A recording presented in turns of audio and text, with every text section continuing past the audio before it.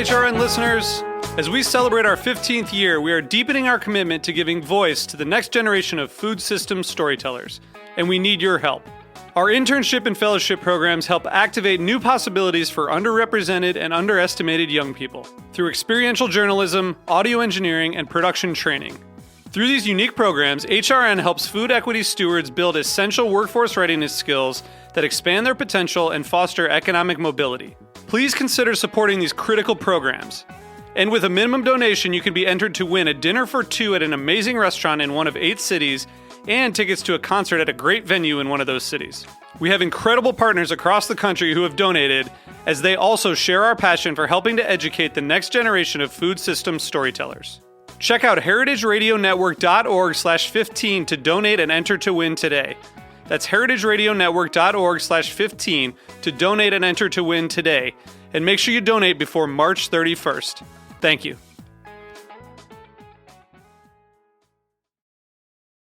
You're listening to Heritage Radio Network.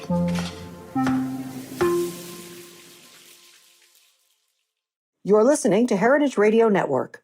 Since 2009, HRN podcasts have been exploring the wide world of food, beverage, and agriculture. Learn more at heritageradionetwork.org. This episode is brought to you by Wisconsin Cheese. We've been making cheese in Wisconsin since before we were even a state, which may be one reason why we win so many awards for it. It's what happens when a whole state dreams in cheese. Find your next favorite cheese at wisconsincheese.com.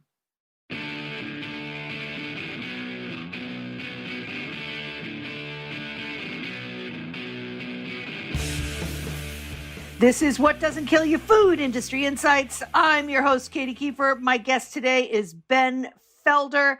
Ben covers agribusiness and the meat industry, two of my favorite topics. In Oklahoma, a state I haven't really explored in any great depth, for Investigate Midwest. And I will take a moment here to give a quick plug to Investigate Midwest. Honestly, people, this is worth subscribing to. It's free. The journalism is excellent, and you're going to read some stuff that you aren't going to see anywhere else. Anyway, end of commercial. Ben previously worked for the Oklahoman as a political enterprise reporter, blending narrative storytelling, data analysis, and investigative reporting to cover the state's political leaders, the influences behind them, and their impact on everyday Oklahomans. That is so rare that people do that. Originally from Kansas City, Missouri, and a graduate of Trevecca University in Nashville, Felder lives in Oklahoma City with his wife, Lori, and his son, Satchel. I love that name. Welcome, Ben. Thank you so much for joining me today, and I'm hoping this will be the beginning of a beautiful partnership. Yeah, of course. Thanks for having me. I appreciate it. Anyway, the case that you describe in your I think it was January 4th article in Investigate Midwest, as I said to you before we started the show, I've been doing a lot of stories about water quality and water pollution emanating from agrochem and from concentrated animal feeding operations, otherwise known as CAFOs. And so in Iowa, where this is just like a critical issue, like a giant emergency, which the state legislature is not taking seriously as an emergency. But your story read right out of like a page right out of their manual for how to pollute your water. So let's start by telling us why did you want to tell this story in particular? This story is about poultry companies and how they have managed to elude regulations over the last 25 years, or rather a lawsuit in specifically.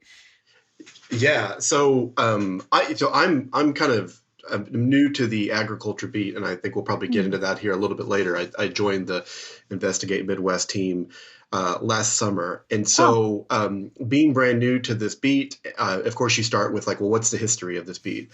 And one of the big issues in Oklahoma over the last couple of decades has been this lawsuit that was filed by the state, by the former Attorney General Drew Edmondson in 2005 against several large poultry companies that were operating in the eastern part of the state, including Tyson Foods.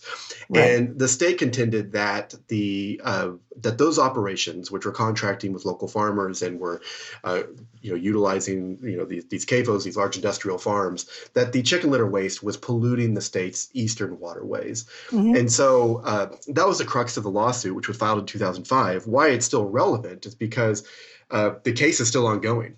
Unbelievable. The judge, it was a federal lawsuit, so in federal court, the federal judge ruled in favor of the state last January, and which generated new headlines about the case. But as like I said, as a person who's new to this beat, I just felt like it was a natural place for me to start. I wasn't in Oklahoma 20 years ago, and that's probably true for many people here. There's a lot of new arrivals, but even those that were here, they may not remember necessarily how this case got started. And so for me, I wanted to kind of, it's an old cliche of knowing where you've been to know where you're going. And so I wanted to start with kind of researching, like, what was the foundation of this case? And that took me to the state archives. I pulled all the boxes of documents from the former Attorney General's tenure that related to this case, and just really wanted to better understand, what was he after? What did those initial communications and negotiations with the poultry companies look like? Right. And to see like how we got to where we are today. Right, which is basically nowhere. I mean, Yeah. I mean, it's still, as you said, the case is still ongoing. This has not yet been settled. So when it started, what was Drew Edmondson, the state attorney general at that time? What was the catalyst for this? What was he seeing, and what were his constituents perhaps telling him? Yeah, well, in 2005, the state had seen kind of a decade plus of just substantial growth in the poultry industry in eastern Oklahoma, which borders Arkansas. Many people obviously know that Arkansas is a big hub for chicken. And I think in Arkansas, especially western and northwest Arkansas, they're kind of running out of room for all these farms. Northwest Arkansas around the Bentonville area is becoming very urbanized. And so, they're looking for new areas, and eastern Oklahoma just was a natural fit. And so I think as that growth had taken place, people living in that side of the state had seen that their waterways were becoming polluted. And we'll get into some of the details I know on that. But you just have to look at the water and see how it's green. When several years earlier it wasn't. These were very pristine waters, very natural. Eastern Oklahoma is a very beautiful, part of the state. Western Oklahoma has its own unique beauty of being very flat and desolate and sunsets and all that. But eastern Oklahoma is very, rolling hills and some mountains and very green. Really? And so the water is very critical out there. The groundwater is. And so I think, obviously Edmondson was hearing these complaints, but this was also not too long after kind of the recent tobacco cases that saw several states win large amounts of monies from cigarette companies. And I think corporate responsibility was kind of front of mind at the time. In fact, when you look through the documents, both the Attorney General and the poultry companies were constantly referring to the tobacco cases. Interesting. It's kind of a guide, but also kind of a warning of what could happen. And so Edmondson had been negotiating with the companies for a few years. Those negotiations broke down in 2005, and that's when he went forward with the lawsuit. A few years later, there was a trial, and then there was just kind of a pause in the case for many years until last year. That's when the judge ruled in favor of the state. Now, he ruled in favor of the state, but then his order was that both sides need to come together and come up with some kind of agreement, probably something we'll talk about here a little bit later. But those negotiations broke down with no agreement in place. And so now we're just kind of waiting for the judge to see if he actually will make an order against the companies. So what's incredible to me is that in the course of the next, since 2005, the poultry companies and the contractors who work with them have been polluting with impunity, with no regulation and no consequences. So, basically they've won and Oklahoma has lost. So let's talk for a minute about the poultry industry in Oklahoma, because, yes, we know that Arkansas and North Carolina, for example, are both big hubs for the poultry industry. But what's going on in Oklahoma? How many birds? How much litter are we talking about? Litter, by the way, people, for those of you who are not familiar with the terminology, poultry litter is basically poultry feces mixed with the sawdust or shavings that are typically laid down in any one of these big grow houses, which will house as many as, say, 20,000 birds. I don't think I'm exaggerating there. Yeah, that's right. But Ben, you can correct me. So what we want to know is how many companies are involved? You mentioned Tyson. I'm sure there are others. How many birds are we talking about? How many growers? And let's Yeah. remember, for example, that for a minute, the growers are people who have essentially been bamboozled into working for these companies. They're largely required to take out enormous debt in order to build houses to to the specs that the companies insist upon. Those specs can be changed at will, forcing growers to scramble. They often have to borrow way more money than they could possibly and pay it back quickly. So it's a system that really, really needs to be overhauled and regulated in a serious way, which doesn't seem to be happening anytime soon. But that's just the background of poultry. So Ben, tell us the answers to those questions. Growers, how much litter, waste we're talking about, like, and what is that? What is it all about there? Yeah. So in 2005, when that lawsuit was filed, I mean, the industry had already grown so much over the last decade, but since that lawsuit, we've seen even more growth. And since 2013, the number of birds that are licensed to be raised at any given time, has more than doubled to 60 million, which means over the course of a year, that's over 200 million birds, chickens that are raised in Oklahoma. And Tyson and Simmons Foods are the biggest players, and there's some smaller ones. And as I alluded to earlier, the industry has really grown as Arkansas has kind of become too full for some of these operations. Sure. In 2013, you were looking at about 140,000 tons of litter a year, and the reporting from the state has not really been kept up. So, but we know that the number of birds has doubled since 13, so you can safely know that there's been a kind of a double in that figure.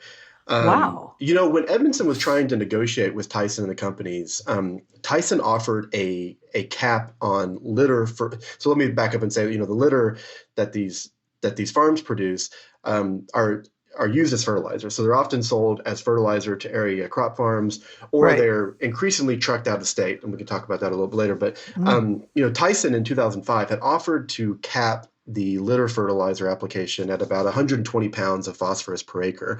Jesus.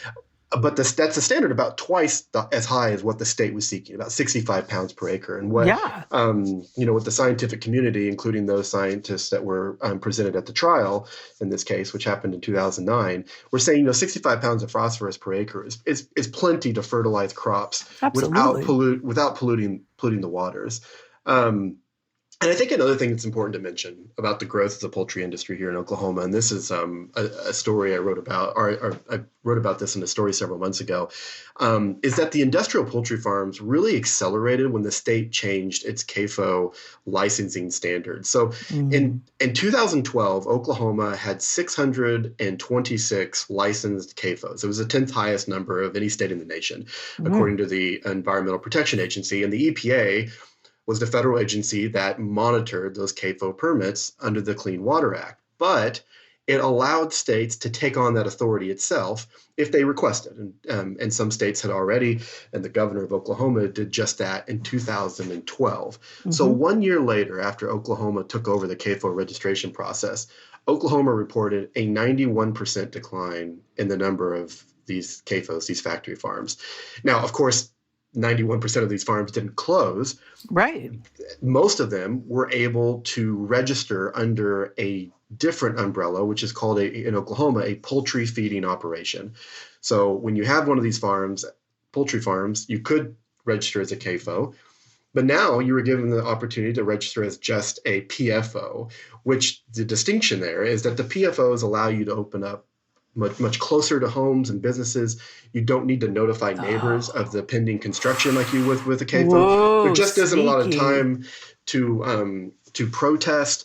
And in that story, one of the things that I kind of highlighted were the people that are living in these communities where these CAFOs just appeared. And they weren't registered as CAFOs, but they were essentially CAFOs. And so had they gone through that old permitting process, they would have had to send out letters or notices to all the neighbors. They would have had a chance to kind of protest and appeal, and the setback requirements would have been greater. Of course, but with these PFOs, they could come in very quickly and open up a lot closer to homes. And so that's an important part of this too, is that the registration process change really kind of opened the door for even continued growth and uninhibited growth too. And unregulated in any way. And let's remind people that what they do with poultry litter, I mean, this is one way that poultry farmers can make an extra buck, given the margins being super tight, working as a contractor for a company like Tyson. But they sell the poultry litter, as Ben mentioned, as fertilizer. So, that is just one revenue stream. I'm curious, Ben, I should have thought to ask you this. I'm wondering if you have any data on what a poultry farmer can actually make from selling his 140,000 tons of poultry litter, or 280 now. Yeah. Yeah, that's a great question. And I don't have great rates or stats on the rates that they can make. But I will tell you that even 20 years ago, when this lawsuit was being discussed, one of the things that the poultry companies kind of publicized was like, listen, if they take away your litter, they're taking away a major source of income for you. And a lot of the focus from the companies was on this idea of like local family farms. And we're going to talk about that here in a minute. But it is a revenue source. And you're right, the margins are very thin. And so, any amount of money that you can make on top of the contract that you have with these companies is really critical, really important. Yeah, I would think so. I mean, that's probably the difference between your loan payment and not your loan payment, right? Yeah. I mean, it really could be right that critical to them. Another thought that just crossed my mind, and you'll see why I must have an outline because I do have ADHD.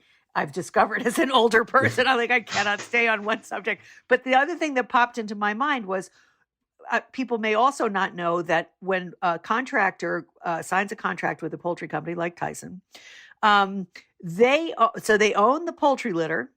Okay, they do not own the birds. They do not own the feed. They don't do anything. They just provide these houses, and they make sure that the water and the feed is dispensed as it's supposed to be, and the ventilation is correct and the temperature. So that's what the grower does. But they know. So in the end, what they own is the poultry litter, and they own the dead birds. And this was a huge problem in Chesapeake Bay, which is also another big poultry area.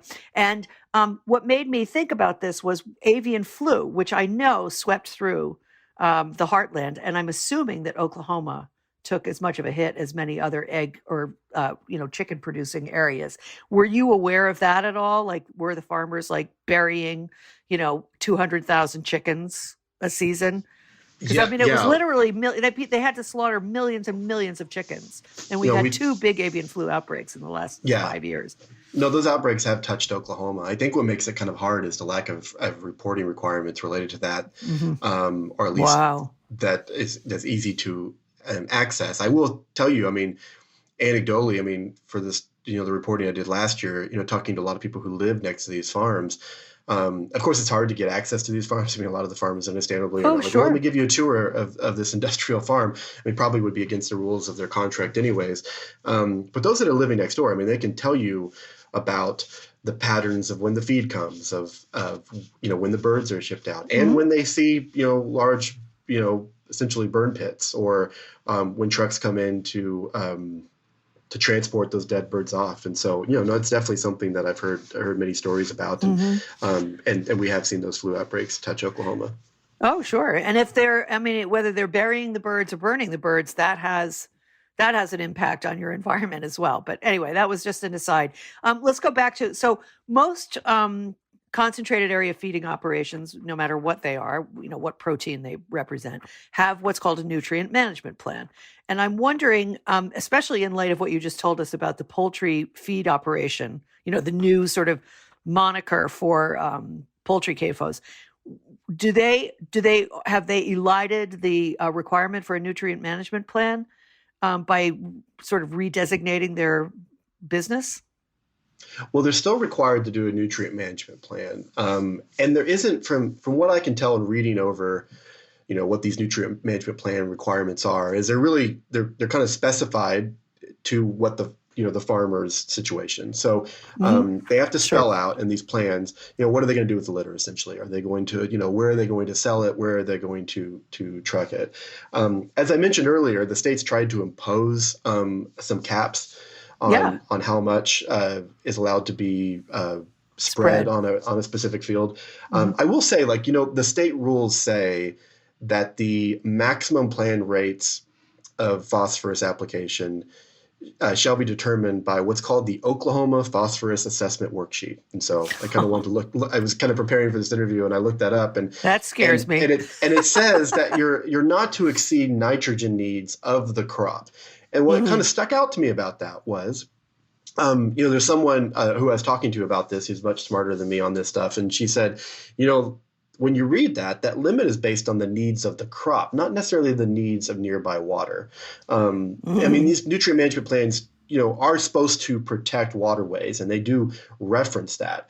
But really, when it comes to putting down this fertilizer, the plan is supposed to, like, what's the need of the crop? How much does it need, or what, how much could it benefit from? And that's kind of the focus. It's the crop, it's the grass. It's not so much the water.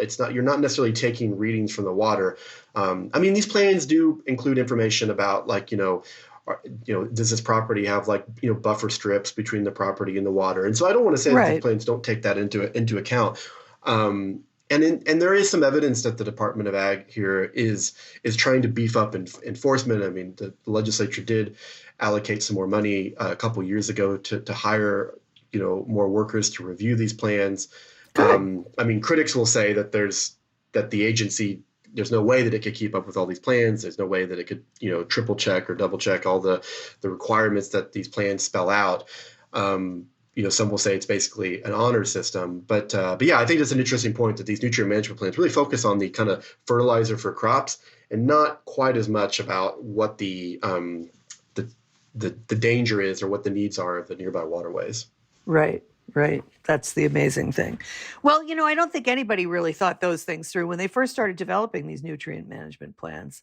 I don't think that the crisis in our waterways, the Gulf zone, dead zone hadn't started yet, probably. I mean, I'm just speculating here, but I think it's, sort of one of those things where it sort of crept up on people and they just didn't realize how very damaging this was going to be. I want you to just quickly, because we really haven't discussed what we are talking about, which is what has been the impact on the waterways. In other words, in this eastern Oklahoma watershed, a specific river I know is involved, and then obviously all of its tributaries and everything. Tell us about what prompted Drew Edmondson essentially to really start this lawsuit. What specifically was happening to the water? Well, as I said earlier, I mean, the first thing you could do is you could just see the water. I mean, it's green, and you talk to people who grew up in the area. As one person said a couple of weeks ago, he said, I used to be able to stand in the water as a child, and you could tell if you needed to clip your toenails or not. Even the water was like 3 or 4 feet deep, and you could see that clearly. And now, this buildup of algae has kind of turned the water green. What that does is it decreases oxygen levels. It makes it harder for fish. It makes it increases costs for towns that rely on these waterways for their drinking water. They have to spend more when it comes to cleaning up the water. And so I think that green and that algae is kind of like the most apparent way that people can that people see it. But you're also seeing, just when you actually take a study these waterways. There's a group in eastern Oklahoma that's called the Spring Creek Coalition, and they, as the name suggests, are kind of an advocacy group for this waterway called Spring Creek, which is part of the waters that we're talking about. And this 34-mile-long creek that flows through a few counties that have high concentrations of these industrial poultry farms. And you just look at their reporting. I mean, the phosphorus, the nitrogen, the E. coli, all those levels are well exceed state and scientific standards. In a story I recently looked at is, some places that it's 36 times higher than the state standard. I mean, so these pollution levels are high, and maybe I'm answering your next question here a little bit, but, that's fine. Proponents of the industry have often said in recent years that, hey, the waterways are getting better. Pollution levels are decreasing. There's truth to that. I mean, there are some things that you can look at. There are some waterways where you can see that pollution levels are decreasing. However, they still remain pretty high in many areas. There was a state water report last year that found, phosphorus rates. The state standard is 0.037 milligrams per liter. It's, kind of wonky, but, they found rates much higher than that in 13 spots across Oklahoma's eastern waterways. In some places, that 0.037 was exceeded by rates of 1.153. I mean, many times higher. Especially near some of the towns like Tahlequah and Watts that really rely on these waterways. And so there is some evidence that the pollution levels are decreasing, but somebody said recently, an environmentalist said, it's kind of like saying someone with a fever of 105, a temperature of 105 is now at 103, like still alarming. Better, right. but still alarming. Yeah, absolutely. And then that makes me, having given all of the stories that I've done with Keith Schneider recently, who's been following the health impacts on populations of having these very high levels of nitrate, phosphorus, and E. coli sort of coincidentally, I mean, not coincidentally, but ancillarily. I'm curious if rates of cancer or other health impacts are starting to be observed because of this, 20 plus year increase in these rates on people's drinking water. But that's for another discussion. We're going to take a short break now for a sponsor drop, and then we'll be right back with Ben Felder from Investigate Midwest. Stay tuned. This episode is brought to you by Wisconsin Cheese. There's a reason when you think of Wisconsin, you think cheese. Cheese is a huge part of Wisconsin's history and future. In Wisconsin, the state of cheese, the tradition of cheese-making excellence began 180 years ago, before Wisconsin was recognized as a state. Immigrants traveled to settle in this lush green hills of Wisconsin, bringing their cheese-making traditions with them. These storied skills, combined with the freshest milk available, created a cheese-making culture that is uniquely Wisconsin. Wisconsin's 1,200 cheesemakers, many of whom are third and fourth generation, continue to pass on old-world traditions while adopting modern innovations in cheese-making craftsmanship. Find your next favorite cheese at wisconsincheese.com. Okay, so Ben. Yes. Yes, thank you. I like that. So I'm going to assume that the water quality has gotten a little bit better. The guy who I want to bring one thing up, because this is something that happens with almost every animal protein industry in terms of people who are pushing back against that industry. There is a pattern of intimidation. And the attorney general who brought the suit, Drew Edmondson, endured a lot of pushback, both from the growers and from the integrator companies like Tyson, et cetera, along with the local farm bureau, which normally is hand in glove with industrialized farming. So what were their tactics? Like what? Because Edmondson eventually withdrew from negotiations because he could see that he wasn't getting anywhere because there was so much pushback. What was happening to him? Yeah, there was a pretty heavy PR campaign from the Farm Bureau, which was funded by many of these poultry companies. They took out television ads and our television commercials and newspaper ads. Wow. And really they kind of focused on the average farmer, saying that Edmondson was going to kind of ruin their business and the economy of rural Oklahoma. Right. And I think that's kind of an important issue. And I keep alluding to future answers, but I think we'll talk about that That's a little fine. bit, about just kind of this idea of the family farm versus industrial farm and why that distinction is not always evident to citizens and lawmakers alike. Of course. But what I found really interesting about, it makes sense. I mean, that's the kind of PR campaign I think you'd run. You want to really focus on the local farmers. But what I found really interesting in looking through the documents of the initial negotiations was that those same companies were telling the attorney general, hey, this is not our problem. These are the farmers that are causing this pollution. Right. You need to go after them. You need to hold them accountable. From day one, Edmondson said, listen, I'm not going to this is not going to cost the contract farmers. I'm not going after them. Right. That was probably the wise move, both from a policy perspective, but also a political perspective. Right. But that's what I really found interesting as while publicly the companies were saying, hey, Edmondson is attacking these local farmers. Behind closed doors, they were saying, hey, it's really the local farmers you need to go after because they're the ones that are actually causing the pollution here. Right. Well, what's interesting is like way back when, I forget who it was exactly, but it was a community in Chesapeake Bay, and they sued Tyson because of the fouling of their local waterways. This is going back like 10, 12 years. And Tyson immediately threw it onto the poultry farmers. I mean, and the poultry farmers, I mean, what are they supposed to do with that stuff? You know what I'm saying? Like, that's why I was bringing a point up of like, these guys, the contract growers, are making almost no money. Their money is very uneven because of the tournament system, and people can read Christopher Leonard's incredible book about the poultry industry, which I'm having trouble recalling the title right now, but Christopher Leonard, just look him up. He wrote a great book about it. He was interviewed on this show. You can look back in the archives. Anyway, that's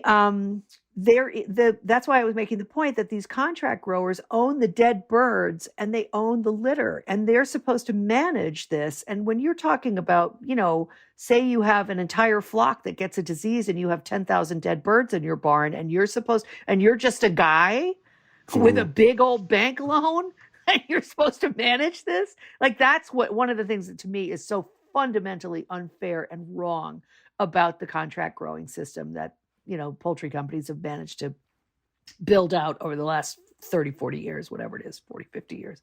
Anyway, let's move on, because in the next, you did a follow-up piece later in January, I think it was the 24th, and you described some recently introduced legislation that would further erode controls on the disposal of poultry waste. So let's talk about that for a minute. Yeah, so there's a bill that's in the legislature here in Oklahoma right now that was recently advanced by the House. So now it's being considered by the other side of the Senate. House Bill 4118. And what it would do is it would basically protect poultry farmers and poultry companies from lawsuits as long as they have an approved nutrient management plan from the Department of Ag, the State Department of Ag. So we talked about the nutrient management plans that everyone's required to have that says how they're going to dispose of their litter. As long as they have a plan that's been approved by the Department of Ag, this bill, if passed, would prevent lawsuits from being brought against farmers or the companies. Now, its motivation is from that 2005 lawsuit. I mean, the author of this bill has said that. Yeah. In fact, the original language of the bill tried to make it retroactive. It was later taken out. I don't think it would have I don't think it would have held legal muster for a lot of reasons. One, it's a federal lawsuit we're talking about, but two, the state constitution of Oklahoma prevents the legislature from passing laws to stop lawsuits that have already been brought. The writers of the Constitution probably saw these kind of tactics in the past. But this bill was advanced by the House, and like I said, so it's still got a little bit ways to go. But I think to your average person, it makes a little sense. It's like, hey, if you're following the rules, why should you? I mean, the state's the one that sets the rules.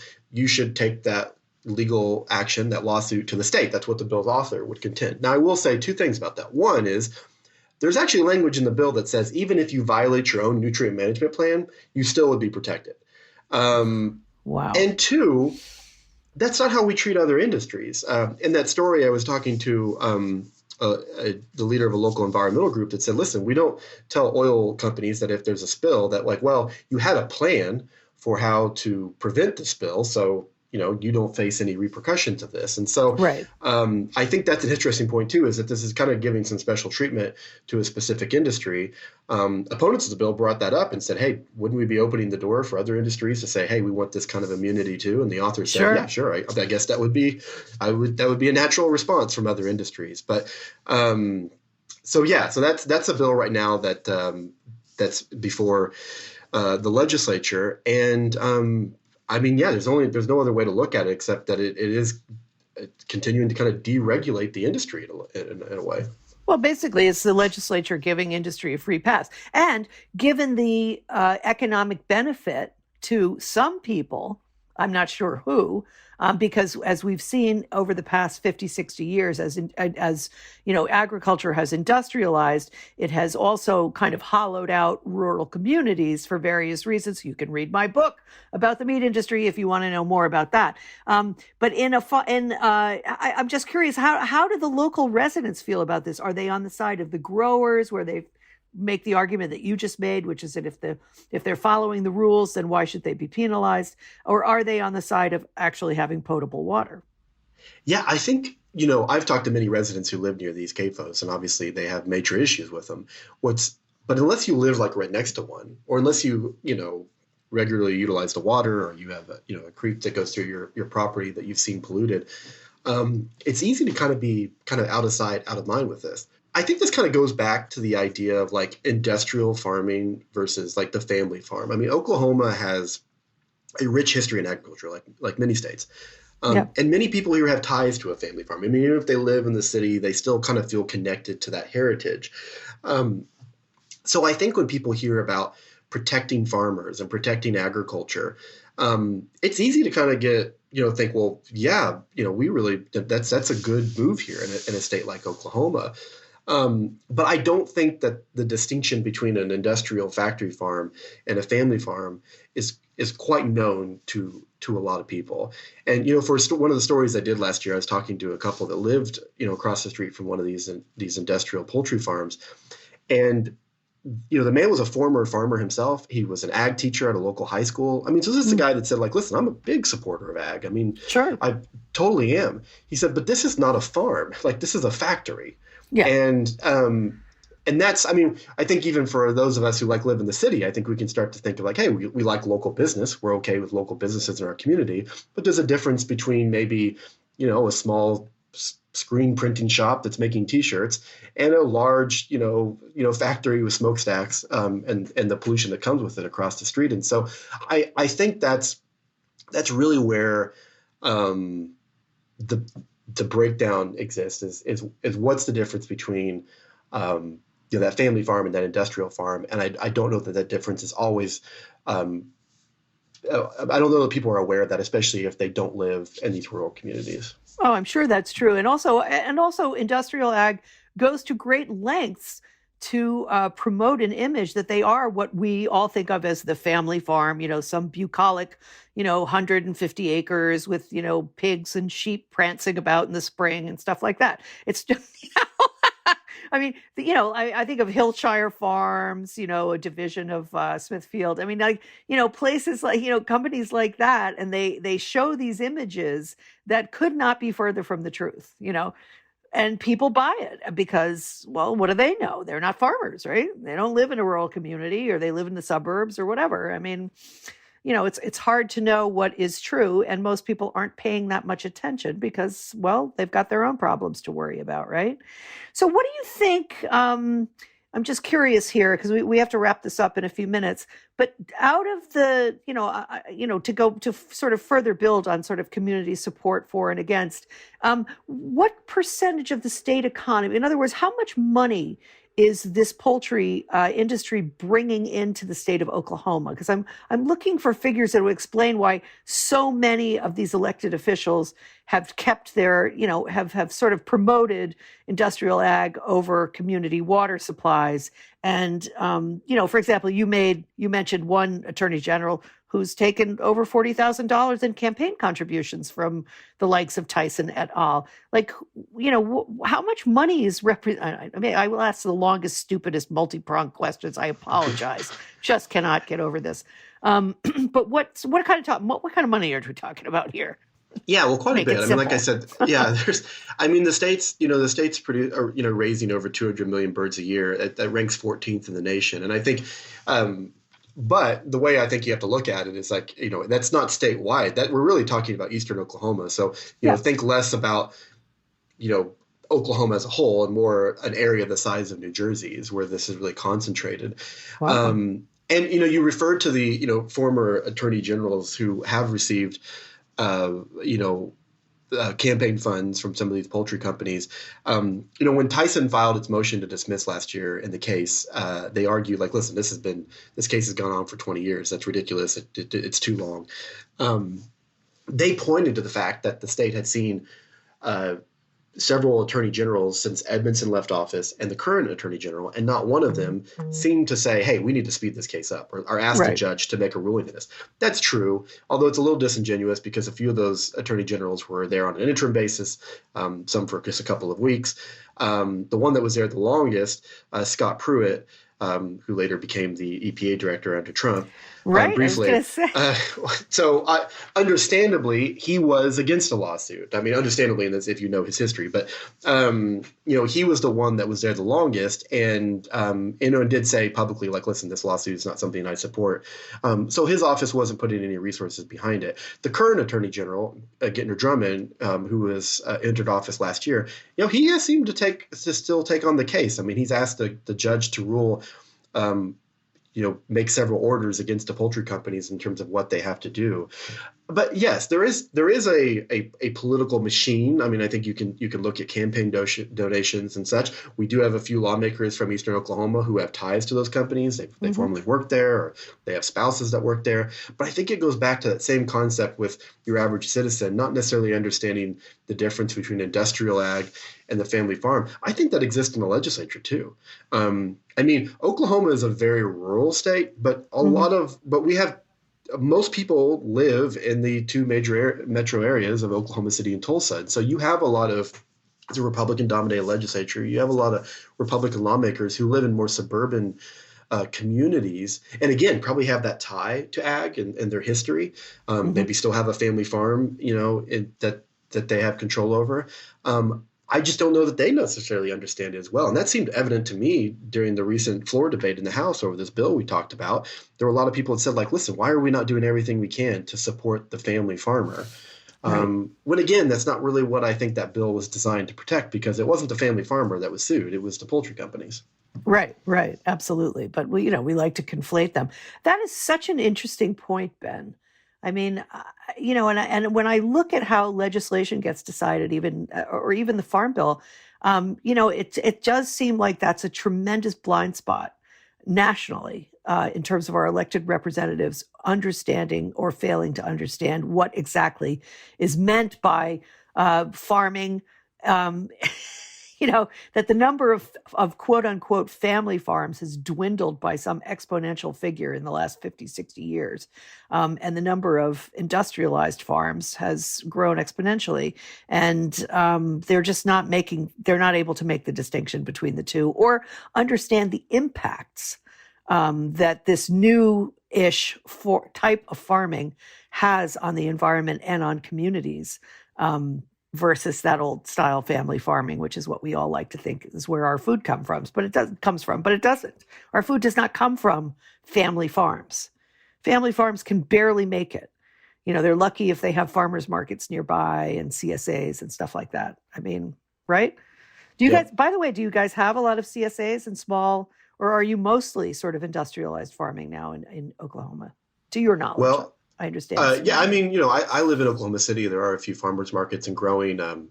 There's a couple kind of grocery store co-ops that have popped up. I mean, I think there is kind of a trend as you're seeing across the country of, kind of people wanting to better understand where their food is coming from.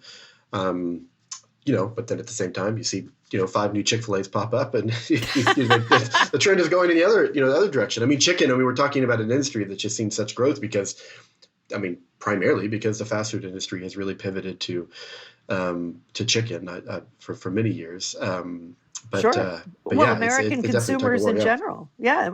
It used to be chicken was the luxury and beef was your everyday, right? Or pork, especially. Pork was your everyday. Beef and chicken were your luxuries, and chicken especially. That's why chicken on Sundays, right? Mm-hmm. And then I guess it was FDR who said 2 chickens in every pot or something like that. Let's grow this industry because cattle is more expensive to deal with. And that's one of the reasons why chicken took off so incredibly. And the other is the genius behind Don Tyson, who started the Tyson Company. And actually, before him was a guy named Jewel. I forget his first name, but he was the guy who really figured out the sort of vertically integrated piece of this puzzle. And that's what has allowed the CAFO model to prevail in our country and around the world, because we have exported this method around the world. And we will be reaping the rewards of that for many generations to come. I guess we should leave it off here. I won't ask you about your crystal ball because we'll wait for your next report from Oklahoma. I love this, Ben. I'm so happy to have a new voice from a new part of the country that I can talk to about, some of the things that really beset this country and which don't get a lot of attention elsewhere. So however big or small my audience may be, it's good to know that there are people like you out there who are writing these really excellent pieces and trying to keep people accountable and keep people informed. So I appreciate your time. Yeah, of course. Happy to chat anytime. Do you want to promote yourself shamelessly now? Do you have a website? Do you have a benfelder.com that people can go read your past work, or just go to Investigate Midwest, or what? Yeah, no, you did a great plug for us. InvestigateMidwest.org. Yeah, we are. It's a great team. I've really enjoyed my time here. Very investigative and data centric reporting, which I think was really needed. And we're fortunate enough to also kind of rely on a lot of publishing partners. The Oklahoman, some other major publications here in Oklahoma, have run a lot of my stuff, and so I'm just really grateful to be able to kind of get those stories out there. But yeah, no, I was excited to join the show, and I'm happy to do so anytime in the future as well. Thanks. I look forward to having you back. We'll be in touch in a couple. Whenever you're ready with that next thing on groundwater, I want to talk about that. So yeah, I'll let you know. Thank you so much for joining me today. Thank you to my sponsors, as always, for supporting this radio station, and thanks to my audience for tuning in. See you next week, folks. Thanks a million. Bye-bye.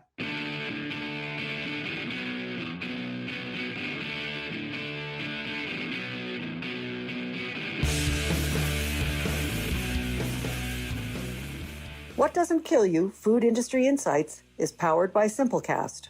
Thanks for listening to Heritage Radio Network, food radio supported by you. Keep in touch at heritageradionetwork.org/subscribe.